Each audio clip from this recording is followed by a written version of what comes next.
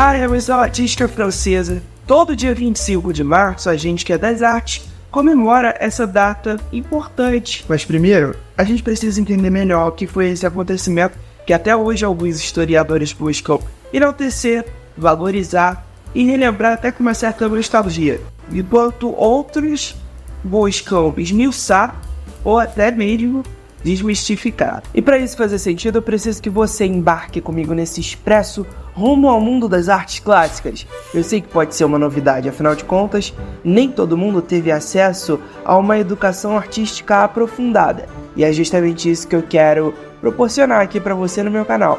Então separa um cafezinho, se você não puder tomar café, pode ser um chá. E sejam muito bem-vindos ao Costelipe Studios. L'espace des arts communique avec vous. Je peux parler un peu français, bois?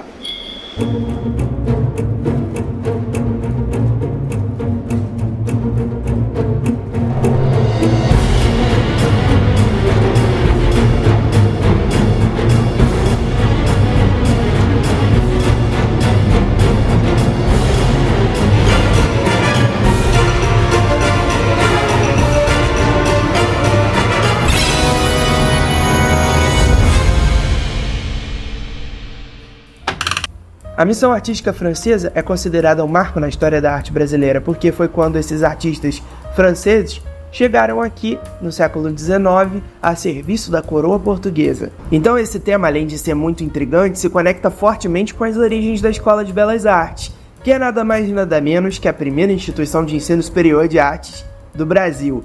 É fácil entender esse momento histórico? Não, mas eu vou facilitar para você, não só nesse vídeo, mas em todos os episódios onde eu conto as origens da Escola de Belas Artes, você vai poder acessar as informações que eu pesquisei e reuni aqui para você no Costelipe Studios. A gente ainda está falando de um contexto cheio de conflitos internacionais do século XIX. É uma coisa bem específica. Então, qual é a relação dessa confusão toda com a criação de uma escola superior de arte no Rio de Janeiro? Num período em que o ensino de belas artes desempenhava um papel fundamental na manutenção do sistema monárquico e também na construção desse modelo de sociedade ocidental europeu, os artistas franceses se destacavam principalmente com as suas habilidades e técnicas para contar histórias com simbolismos e adotando principalmente o estilo do neoclassicismo. Eu acredito que você saiba do que se trata. Entendeu? Não? Não. A gente está falando, por exemplo, do pintor Jacques-Louis David na França. Aquelas primeiras representações emblemáticas do Napoleão cruzando os Alpes. O homem era de estatura média, tinha calvície, era um excelente estrategista, mas aparecia em seu cavalo branco, quase como se fosse um príncipe, e também tinha a versão do cavalo marrom.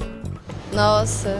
Uma outra figura se destaca aqui nesse momento, o Joaquim Le Breton, que era um administrador e político bastante leal ao Napoleão Bonaparte. Você deve saber também que um dos maiores conflitos que aconteceu nessa época foi a invasão em Lisboa, no ano de 1807. Foi o que resultou na transferência da corte portuguesa de Lisboa para o Rio de Janeiro, mas antes dos portugueses se estabelecerem de fato aqui a partir de 1808, vale a pena lembrar que todos os representantes políticos, tanto o rei quanto os membros do ministério, da corte, eles faziam questão de manter um certo sigilo sobre o que realmente acontecia aqui no território que eles dominavam. Afinal de contas, eles não queriam perder esse domínio, esse monopólio sobre as terras brasileiras.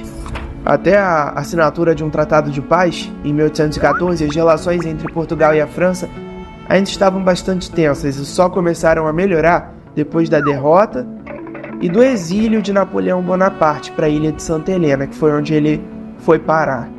Uma ilha bem afastada de tudo. Logo em seguida, a restauração da dinastia Bourbon na França criou um cenário bastante desconfortável, que fez com que esses bonapartistas buscassem refúgio. Houve toda uma mediação e uma série de trocas de informações entre Portugal e a França que dariam um filmaço, inclusive. E é disso que a gente vai falar agora, dessas tramitações. Quem resolvia esses assuntos por aqui, a princípio, era o Conde da Barca. O nome dele era Antônio de Araújo Azevedo. mas a gente vai chamar ele só de conde para facilitar um pouco mais as coisas. Ele se correspondia com o Jean-Baptiste Maler, que era o cônsul da França no Brasil. Enquanto isso, lá no continente europeu, mais especificamente na França, tinha o embaixador do governo de Portugal, que era o Marquês de Marialva. E também tinha um outro cara chamado Francisco José, encarregado dos negócios do reino português. Esses eram os 2 portugueses que tratavam justamente com os membros da corte do Luís XVIII.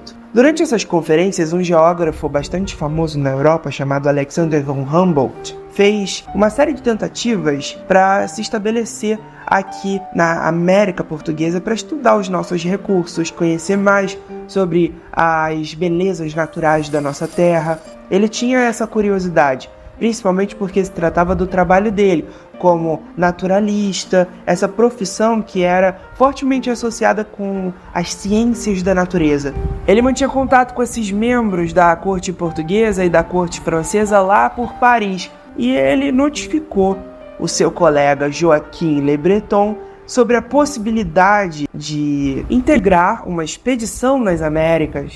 E o Mahler estava super desconfiado de que o Napoleão Bonaparte estivesse tramando fugir da ilha de Santa Helena, ou até mesmo, quem sabe, se estabelecer nas Américas. Os líderes monarquistas daquele tempo, principalmente os franceses, tinham um horror a esse sentimento revolucionário que poderia ameaçar de novo o poder dos reis. Afinal de contas, o Napoleão Bonaparte já tinha feito isso. E vários desses profissionais franceses tinham um alinhamento com as ideias bonapartistas. Mas agora, esse líder político se encontrava exilado na ilha de Santa Helena, incomunicável. Então eles tinham que se virar para fazer o que eles sabiam fazer de melhor: belas artes.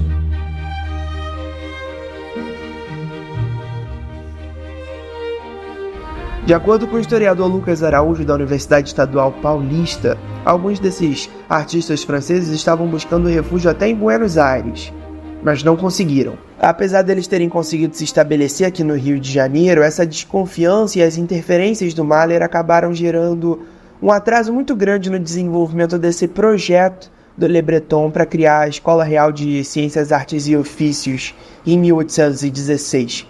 O Mahler até tentou fazer com que o Le Breton não fosse nomeado líder dessa colônia de artistas franceses. Pois é, colônia de artistas franceses.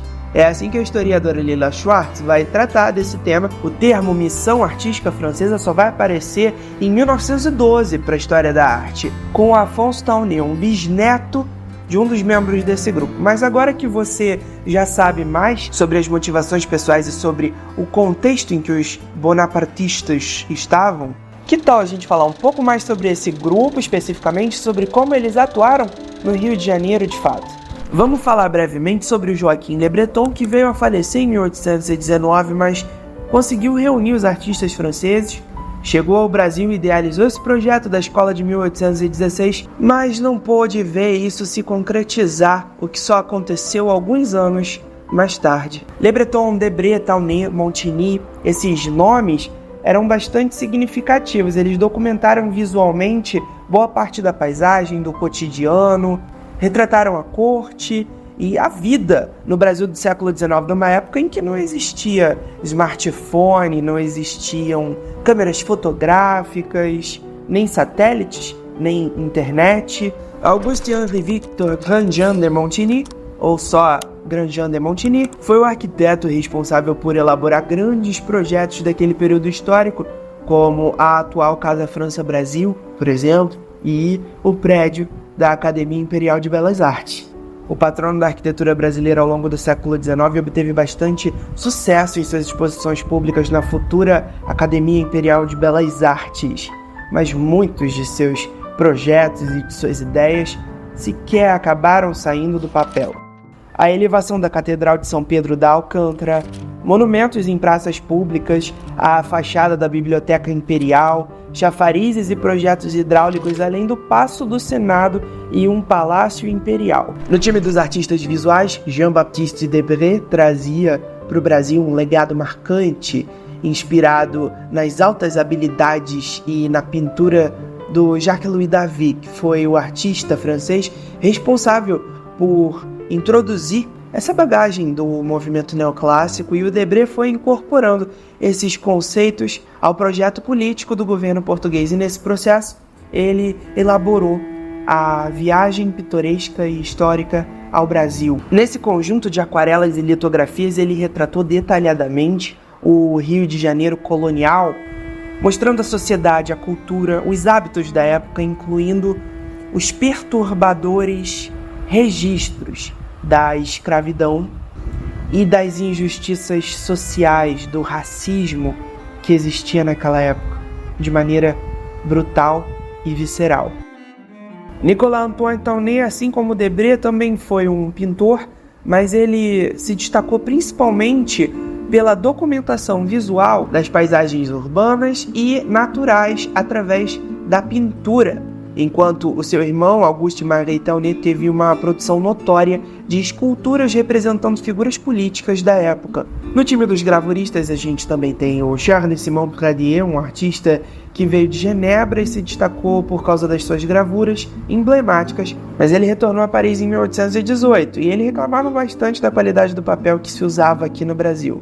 Um chato! François Ovidet era pai do François Bonrepos, e esses dois se destacavam bastante no ensino e na prática da mecânica. Isso foi bastante implementado no primeiro projeto que deu vida à escola de 1816, além de outros nomes como o Nicolas Henot, que era um serralheiro, e o Jean-Baptiste Level, que era um mecânico especializado em construção naval.